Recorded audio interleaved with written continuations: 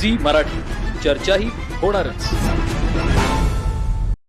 अडकूर जिल्हा परिषद गणात भारतीय जनता पक्षाच्या उमेदवार राजश्री गावडे यांना अडकूर मतदारसंघातील अडकूर, कानूर, पिळणी, ओमगाव, आडोरे, कोकरे, जांभरे या गावातून उत्स्फूर्त असा प्रतिसाद पाहायला मिळाला.